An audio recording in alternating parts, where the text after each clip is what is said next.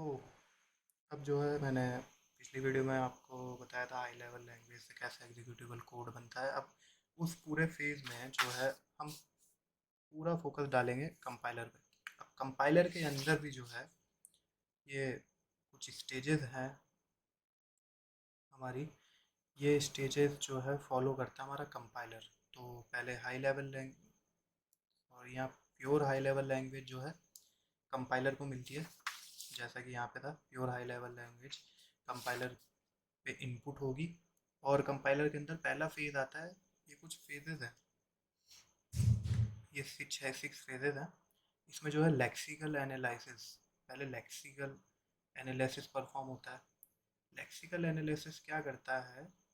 अ, चलिए ये बात की बात है, पहले ये देखिए। लेक्सिकल एनालिसिस कन्वर्ट करेगा स्ट्रीम ऑफ टोकन्स में, टोकन्स कन्वर्ट कर देगा, वो टोकन्स पहचानेगा उसमें कौन कौन से टोकन्स और कितने टोकन्स हैं, कन्वर्ट कर देगा चीज़ों को टोकन्स में, स्ट्रीम ऑफ टोकन्स। फिर वो स्ट्रीम ऑफ टोकन्स जाएंगी सिंटैक्स एनालिसिस में। सिंटैक्स चेक होगा, हाँ भाई सिंटैक्स सही लिखा है कि नहीं। अब जैसे कि सपोज सी लैंग्वेज है तो आप वॉइड मेन ही लिखते हैं ना, ठीक है भैया, वॉइड मेन ही लिखते हैं ना। ऐसा तो नहीं है कि मेन वॉइड कर देते हो। अगर ऐसा लिखोगे तो कंपाइल टाइम एरर आ जाएगा। अगर एरर, ठीक है, ये एरर आ रहा है तो ये कैसे आ रहा है? यहाँ चेक हो रहा है, सिंटैक्स एनालाइजर चेक कर रहा है कि हाँ भाई क्या सिंटैक्स है, सही है या नहीं है।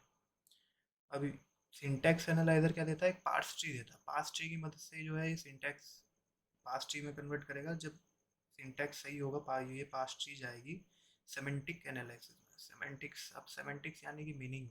अब वो उसकी मीनिंग सही है या नहीं है। सपोज मीनिंग ये ले लो। अब यहाँ पे ए और बी जो है इंटीजर है। Suppose C equals to 6 + 8। ये सेमेंटिकली ठीक है, सिंटैक्स भी ठीक है। मगर अगर मैं ऐसे लिख दूँ 6+ ये डॉलर का साइन, तो सेमेंटिकली तो ये ठीक है। ओ सॉरी, सिंटैक्स तो इसका ठीक है। हाँ भाई, दो ऑपरेंट होना चाहिए, एक ऑपरेटर होना चाहिए। ठीक है, ठीक, ये ठीक है। सिंटैक्स ठीक है मगर सेमेंटिकली ये रॉन्ग है। एक इंटीजर है और ये एक स्पेशल कैरेक्टर है, तो ये दोनों ऐड नहीं हो सकते। तो ये सारा चेक करता है कौन? Semantic analysis. सेमेंटिक जब चेक हो जाते हैं तो ये भी पास ट्री देता है जो कि सेमेंटिकली वेरीफाइड होता है कि हाँ सेमेंटिक सही है ही नहीं है। फिर आ जाता है नेक्स्ट स्टेज पे इंटरमीडिएट कोड जनरेशन।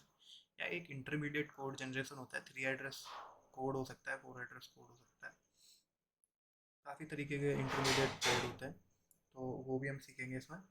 फिर ये देता है 3 एड्रेस कोड। 3 एड्रेस कोड ज़्यादा यूज़ होता है तो इसलिए 3 एड्रेस कोड ये देता है। तो कोड ऑप्टिमाइजेशन, फिर जो फालतू की चीज़ें होती हैं उसमें वो उस चीज़ को हटा देता है। कोड ऑप्टिमाइज के भी बहुत सारे तरीके हैं, उनको हटाता है। फिर जो हमारा टारगेट कोड है उसको जनरेट करता है। और जो टारगेट कोड है वो मिलता है हमें असेंबली, ठीक है। तो असेंबली में जैसे कि है pure high level language compiler के अंदर गया, मिला असेंबली लैंग्वेज में। तो प्योर हाई लेवल लैंग्वेज मिली और आउटपुट मिला असेंबली में। तो ये सब करता है कंपाइलर डिज़ाइनिंग। इसमें जो है आप ये दो चीज़ देख रहे होंगे, symbol table manager, error handler. तो इन किसी भी फेज़ में एरर आता है तो उसको हैंडल करता है एरर हैंडलर। और ये हर स्टेज में एरर आ सकता है तो ये हर स्टेज जो है एरर हैंडलर को एक्सेस कर सकती है। इसीलिए ये लाइंस ये रिप्रेजेंट कर रही है सिंबल टेबल मैनेजर। अब जो है कोई भी सिंबल यूज़ हो रहा है तो उसकी कुछ प्रॉपर्टीज़ होंगी, कितना साइज है, ठीक है, क्रिएट किस टाइम पे हुआ, किस लोकेशन पे वो है। तो ये सारी डिटेल्स जो है सिंबल टेबल में, सिंबल टेबल मैनेजर में एक्सेस होंगी। और ये जो वेरिएबल्स और आइडेंटिफायर्स होंगे ये हर स्टेज में यूज़ हो रहे होंगे। तो सिंबल टेबल भी जो है हर स्टेज में एक्सेसिबल होती है। ये भी इंटरमीडिएट कोड जनरेशन स्टेज भी जो है यूज़ कर सकती है, सेमेंटिक एनालिसिस भी, सिंटेक्स एनालिसिस भी।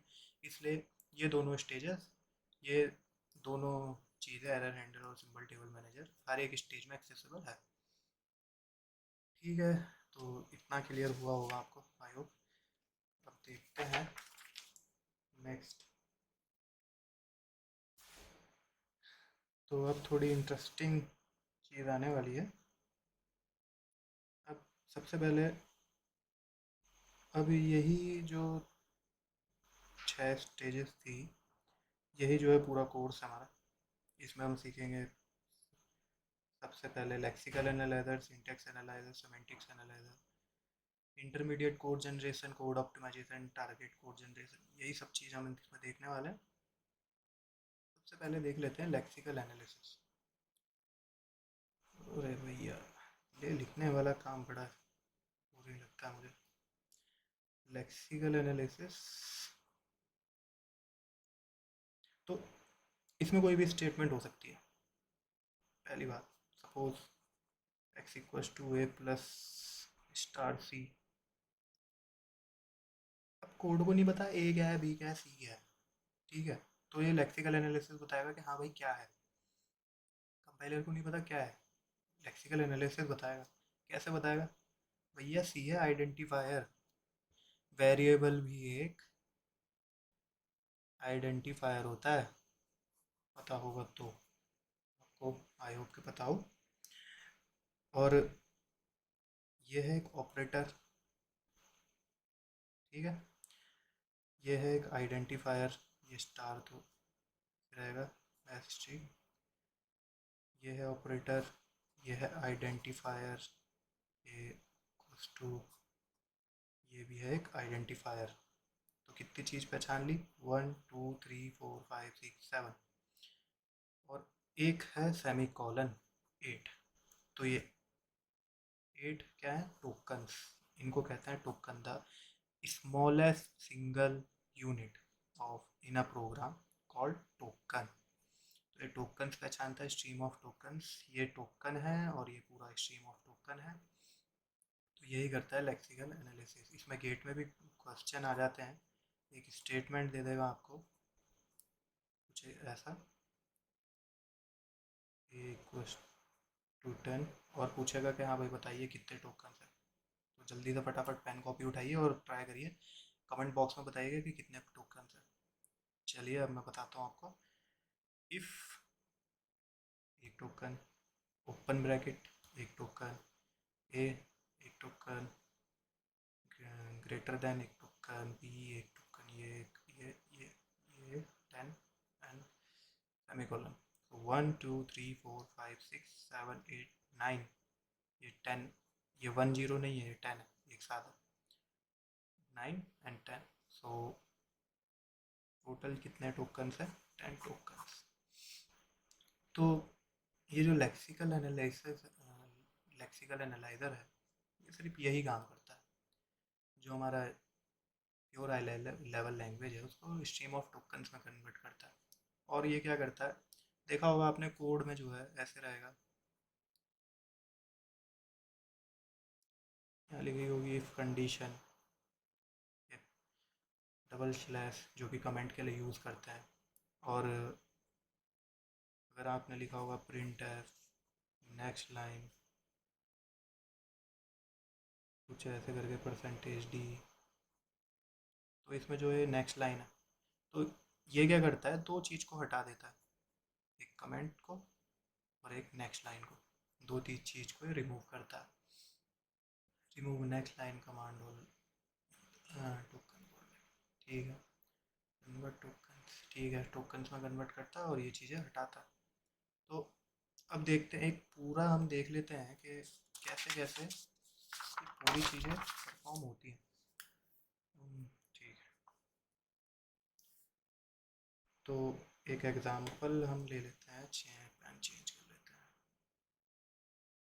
ए प्लस बी स्टार सी, ठीक है। ये प्योर हाई लेवल लैंग्वेज है, इसको लेक्सिकल एनालाइजर फेस में हम इनपुट करेंगे। ये क्या करता है, स्ट्रीम ऑफ टोकन देगा। तो एक्स जो है आइडेंटिफायर है, इक्वल्स टू ए भी आइडेंटिफायर है, ID means identifier, don't be confuse. Okay, so ये जो है कन्वर्ट हो गया, stream of token. Okay, now जब ये स्ट्रीम ऑफ टोकन हमें को मिल गया, तो सिंटैक्स एनालाइजर में हम इसको इनपुट करेंगे। सिंटेक्स एनालाइजर देखिए भैया कैसे करता है सब चीज़ें। सिंटेक्स एनालाइजर करता है ग्रामर यूज़। कौन सी ग्रामर यूज़ करता है? Context free grammar. तो के पास एक ग्रामर होती है। चलिए ये ग्रामर है, identifier to E and E determines E plus T T T determine T star F F F determines I D. ठीक है। अब ये सिंटेक्स एनालाइजर क्या करता है? इस ग्रामर की मदद से सिंटेक्स चेक करता है कि सिंटेक्स ठीक लिखा है कि नहीं लिखा भैया तुमने। नहीं लिखा तो बता रहे हैं, बता देंगे तुमको। तो ये जो है सिंटेक्स लिखा। अब इस सिंटेक्स से क्या बनाता है? पास ट्री बनाता है। अब पास ट्री कैसे बनाता है? तो सबसे पहले देख रहे हैं कि इक्वस टू की तरफ दो है, तो ये यूज़ करता है ये है, इसको कहते हैं स्टार्टिंग सिंबल, इसको कहते हैं टर्मिनल्स। ठीक है। तो हमने ये वाला प्रोडक्शन यूज़ किया। प्रोडक्शन है आई इक्वस टू ई। ठीक है। अब हम देख रहे हैं कि भाई ये जो राइट हैंड साइड है ये कुछ और भी कह रहा है। तो सबसे पहले हम कर रहे हैं, तो ये देखिए कभी भी सिंटैक्स ट्री बना रहे हैं तो एक डायरेक्शन से बनाइए, लेफ़्ट या तो राइट। तो हम लेफ़्ट से बनाएंगे। तो आईडी, अब आईडी है। ठीक है। तो एक सेकेंड एक सेकेंड एक सेकेंड। टी, हाँ ठीक है। तो ये तो डायरेक्टली आईडी है, टर्मिनल है, ये आगे एक्सटेंड नहीं होगा। अब ई पे आइए। ई पे के बाद क्या है? यहाँ पे प्लस, तो ये प्लस वाला प्रोडक्शन उठा लीजिए। ठीक है भैया। ई प्लस टी हमने उठा लिया। अब हम देख रहे हैं कि प्लस के बाद क्या है? मल्टीप्लाई। ठीक, मल्टीप्लाई से पहले लेफ़्ट साइड चाहिए, पहले लेफ़्ट को। लेफ़्ट क्या है? नॉन टर्मिनल, इसको टर्मिनल तक एक्सटेंड करना है। तो अब देखिए, एक सेकेंड एक सेकेंड। अब ई जो है टी डिटरमाइन, और टी से कहाँ जा सकते हैं हम? एफ पे। और एफ से कहाँ जा सकते हैं? आईडी पे। भैया आईडी तक हम पहुँच गए। ठीक है, ये टर्मिनल है और एक्सटेंड नहीं हो सकता।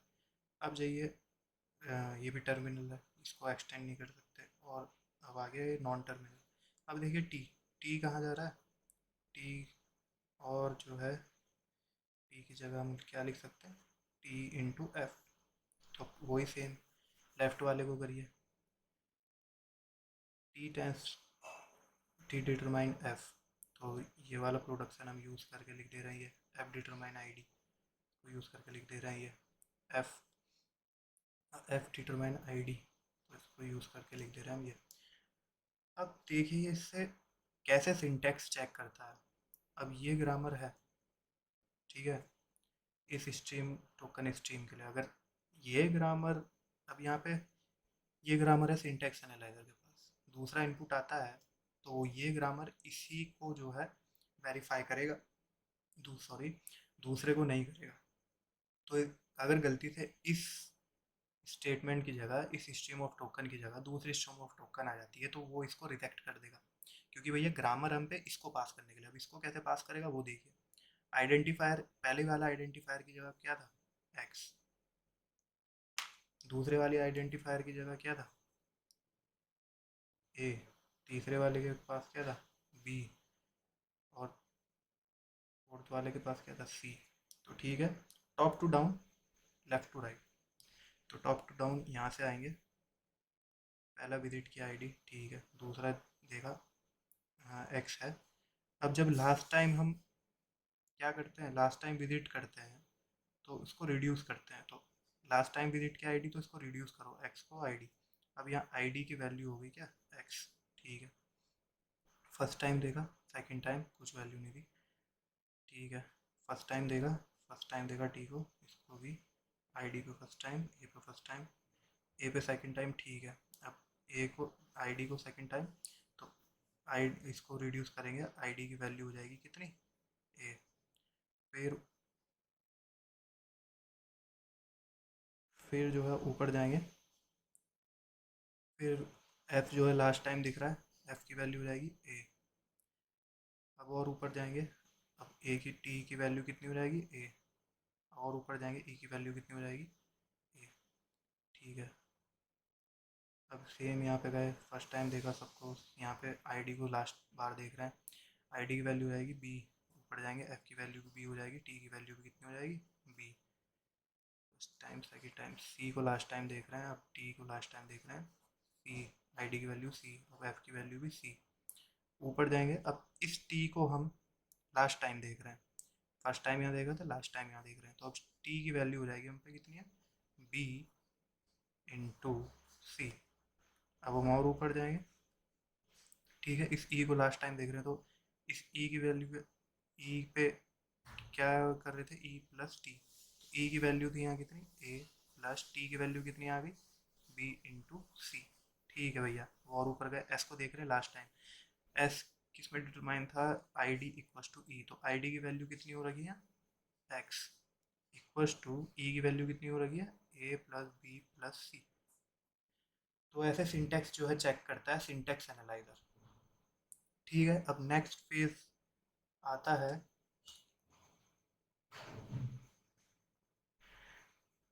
सिमेंटिक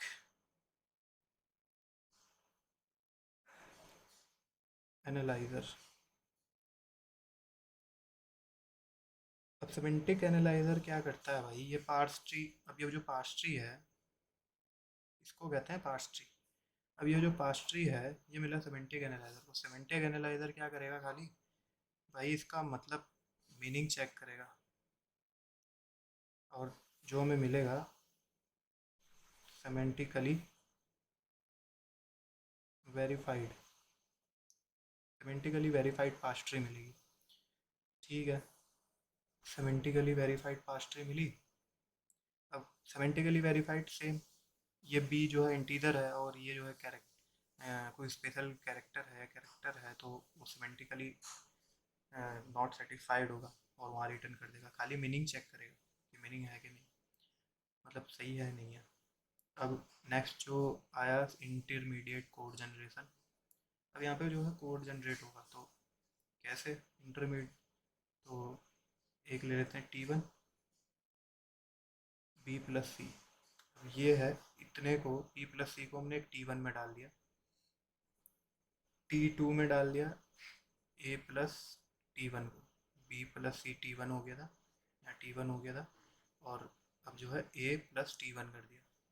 ठीक है, अब जो है, जो T2 में वैल्यू आई वो डाल दी हमने एक्स में, तो ये देख रहे हो, 1 2 3 3 एड्रेसेबल कोड है। अब ये जो कोड, इंटरमीडिएट कोड जनरेट हो गया, अब जो है मुझे आ जाते हैं कोड ऑप्टिमाइजेशन, कोड ऑप्टिमाइजेशन कोई फालतू की चीज़ हटा रहे हैं।